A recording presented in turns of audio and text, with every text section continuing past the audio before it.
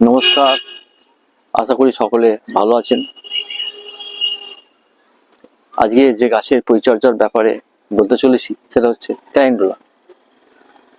এই ক্যালেন্ডুলা গাছের ফুল সাধারণত হলুদ হয়, আর কখনো কখনো অরেঞ্জ কালারও দেখা যায়, তবে বেশিরভাগ ক্ষেত্রে হলুদ হয়।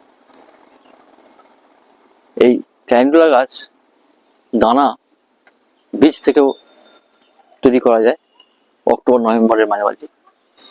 আবার আপনি নার্সারি থেকে ছোট গাছ এনেও প্রতিস্থাপন করতে পারেন টবে বা মাটিতে। সেক্ষেত্রে যেভাবেই করেন না কেন, মোটামুটি নভেম্বরের মাঝামাঝি, খুব বেশি হলে ডিসেম্বরের ফার্স্ট উইকে আপনার এই গাছ প্রতিস্থাপন করে দিতে হবে। তাহলে আপনার জানুয়ারি ফেব্রুয়ারি, ডিসেম্বর লাস্ট থেকে ফুল পাওয়া যাবে, জানুয়ারি ফেব্রুয়ারি পর্যন্ত ফুল পাবেন, এবং মার্চেরও মাঝামাঝি পর্যন্ত ফুল থাকবে। এই গাছে প্রচুর ফুল হয়। এই গাছের ঠিকভাবে পরিচর্যা করলে গাছের ঝাড় ঠিকভাবে আসবে। এর জন্য সানলাইট খুব দরকার, 5-6 ঘন্টা সানলাইট মিনিমাম থাকা চাই, সূর্যের আলো থাকা চাই। আর ওয়াটার, মাটি শুকলে ওয়াটার দেবেন, তাহলে গাছ ঝাড় হবে এবং গাছের ফুল প্রচুর আসবে, কুঁড়ি আসবে। এর ক্ষেত্রেও প্রতিস্থাপন করার জন্য আমি আপনাদের সয়েল মিক্সিং কথা বলেছি।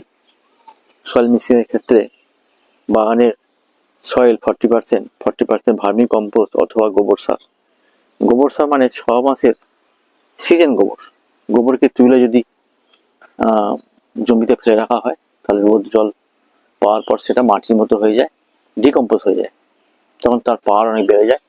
সেটাও যদি পান তাহলে 40% সেই গোবর সার, বাগানের নর্মাল সয়েল 40%, যদি গোবর সার না থাকে ভার্মি কম্পোস্ট 40% দেবেন, দিয়ে 5% স্যান্ড, 5% কোকোপিট, আর 1 মুঠো 1.5 মুঠো নিম খোল, আর 1 মুঠো সর্ষে খোল।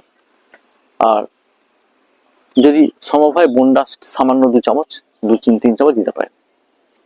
এইভাবে যদি মাটি আমরা তৈরি করি তাহলে এই মাটির প্রচুর ক্ষমতা থাকে।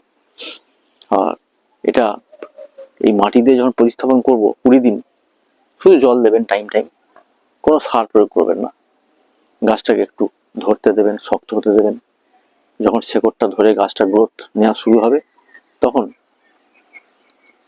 15-20 দিন পর আপনি ডিএপির একটা টবে ডিএপির 6টা দানা আর 1-1.5 চামচ সর্ষে খোল গোড়া থেকে 2 ইঞ্চি দূরে ঘুরিয়ে দিন, একটু মাটিটা কুড়ে দিন, মাটিটাকে একটু লুজ করে কুড়ে দিয়ে তারপর জল দিন।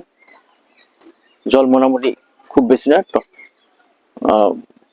ড্রেনেজ হওয়ার পর আর জল দেবেন না। ড্রেনেজ যে জলটা দেবেন সেটা ড্রেন হয়ে বেরিয়ে যাবে একবার, খুব বেশি ড্রেন হবে না এরকম জল দেবেন, তাহলে সারটা গুলে তার রুটে পৌঁছে যাবে। এইভাবে যখন মাটি শুকোবে তখন গাছে জল দিন, তাহলে এই গাছের গ্রোথ এবং ঝাড় ঠিক হবে, ফুলও প্রচুর আসবে। আর এর ফাঙ্গিসাইড জন্য বলেছিলাম আমিস্টার 1 ml 1 লিটার জলে গুলে বিকেলবেলার দিকে স্প্রে করুন। আর 2 নম্বর হচ্ছে কাকা, যেটা রোগ পোকার দমনের জন্য ব্যবহার করি, 1 ml 1 লিটার জলে গুলে বিকেলের দিকে ব্যবহার করুন সূর্যাস্তের আগে, তাহলে এর গ্রোথ ঠিক থাকবে। এর গিলেজ, গাছের গিলেজ এবং অন্যান্য পোকামাকড় দমনের জন্য 1 মাস পর পর নিম অয়েল 3 ml নিম অয়েল 1 লিটার জলে গুলে বিকেলের দিকে স্প্রে করুন। নিম অয়েল সকালেও স্প্রে করতে পারেন, অসুবিধা কিছু নেই। তাহলে এই গাছের গ্রোথ খুব ভালো থাকবে। এইভাবে পরিচর্যা করলে এই ক্যালেন্ডুলা গাছে প্রচুর ফুল আসবে, আর গাছের গ্রোথও ভালো থাকবে, ফুলের লাস্টিংও ভালো করবে। মোটামুটি ফেব্রুয়ারি মার্চের মোটামুটি 16-17 তারিখ পর্যন্ত এই গাছে ফুল থাকে, এবং ওয়েদার উপর ডিপেন্ড করে। ওয়েদার ভালো থাকলে মার্চ মাসটা ফুল মার্চ মাস কমপ্লিট করে দেবে এই ফুল। এই ছিল আজকের আমার নলেজ। যদি আপনাদের ভালো লাগে, দেখো এখানে একটা ফুল এসেছিল, ঝরে গেছে আবার, কিন্তু প্রচুর কুঁড়ি আসছে, প্রতিটা ডগে প্রচুর কুঁড়ি আসছে।